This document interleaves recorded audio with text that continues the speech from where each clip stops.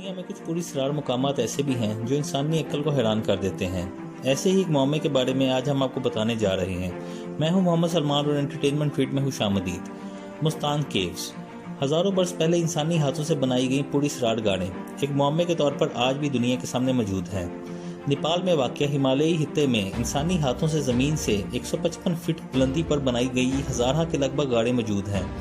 इन गाड़ों में दाखिले के लिए चट्टान के ऊपर एक अमूदी सुरंग बनाई गई है और अक्सर गाड़ों का दहाना चट्टान के सिरे पर है। माहिरीन इसारे कदीमा समेत कोई भी ये अंदाज़ा नहीं लगा सका कि इन गाड़ों में कैसे दाखिल हुआ जाता था, इन गाड़ों को बनाने का क्या मकसद था और इनकी तमीर कब की गई। ये मामला आज भी हल नहीं हो सका। इंसानों की तमीर करदा इन हज़ारों गाड़ों का शुमार दुनिया में मौजूद आसार कदीमा के सबसे ज़्यादा पुरस्कार राजों में किया जाता है। हज़ारों की तादाद में खोदे गए ये सुराख नाजुक और इंतहाई बड़े हैं और ये मिट्टी के रंग के पहाड़ों में तमीर किए गए हैं। सदियों पुरानी इन गाड़ों को देखकर इंसानी दिमाग में बहुत से सवाल जन्म लेते हैं कि यहाँ रहने वाले कौन थे, कहाँ से आए थे, इन गाड़ों को कब, कैसे और क्यों तमीर किया, वो इन गाड़ों पर कैसे चढ़ते थे और आखिर वो सब कहाँ चले गए, इनके साथ क्या हुआ। मगर इन सवालों का जवाब किसी के पास नहीं।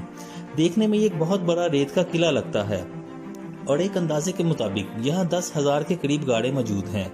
ये गाड़े नेपाल के दूर दराज शमाल वस्ती इलाके में काठमांडू के शुमाल मशरिक में 250 किलोमीटर के फासले पर मुस्तांग नामी इलाके में पाए जाने की वजह से मुस्तांग की गाड़ें कहलाती हैं।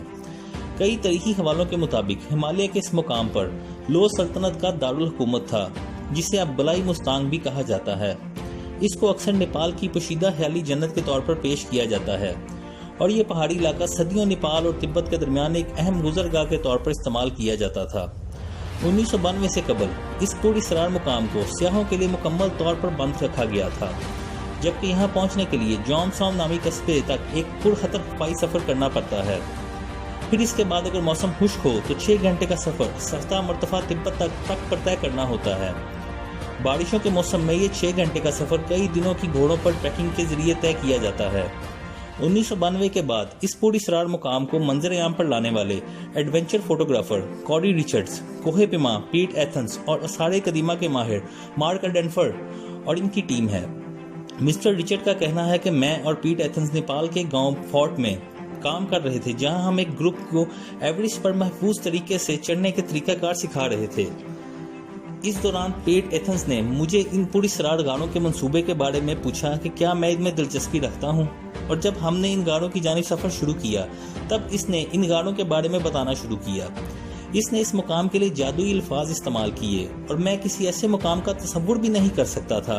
मैं पूरी ईमानदारी के साथ कहता हूँ कि जब मैं यहाँ पहुँचा तो मैंने देखा कि ये तो मेरे तसव्वुर से कई ज़्यादा बड़ा और अजीमुशान मुकाम था। हमें सबसे ज़्यादा हैरत इस बात पर हुई कि चट्टानों में बनाई गई इन गाड़ों तक रसाई मुकम्मल तौर पर नामुमकिन है। ये एक इंतहाई कदीम मुकाम है और कई मंजिलों पर मुश्तमिल है। आसमानों से बातें करती इन गाड़ों पर चढ़ना कोई आसान काम नहीं था, क्योंकि चट्टानें हिल रही थी और इस टीम के लिए ये एक बहुत खतरा था। हाल ही में एक गाड़ में 12वीं सदी की बनी हुई बुद्धा की पेंटिंग्स दरियाफ्त हुई हैं। गाड़ में एक मोराल मिला है जिसके 55 पैनल हैं और इन पर बुद्धा की जिंदगी के मुख्तलिफ अदवार दिखाए गए हैं। एक करीबी गाड़ में तिब्बती जुबान में लिखे हुए नुस्खे दरियाफ्त हुए हैं। ये खित्ता इन बाज़ जगहों में से एक है जहां तिब्बती सकाफत बच पाई है। दोस्तों, आज के लिए बस इतना ही। अगर आपको वीडियो पसंद आई है तो वीडियो को लाइक करें, शेयर करें और अपनी राय का इजहार कमेंट सेक्शन में लाजमी करें। और अगर आपने अब तक इस चैनल को सब्सक्राइब नहीं किया तो इसे सब्सक्राइब कर लें और नीचे दिए बेल आइकन को प्रेस करें ताकि आने वाली वीडियो की नोटिफिकेशंस आपको मिलती रहें। अल्लाह हाफिज़।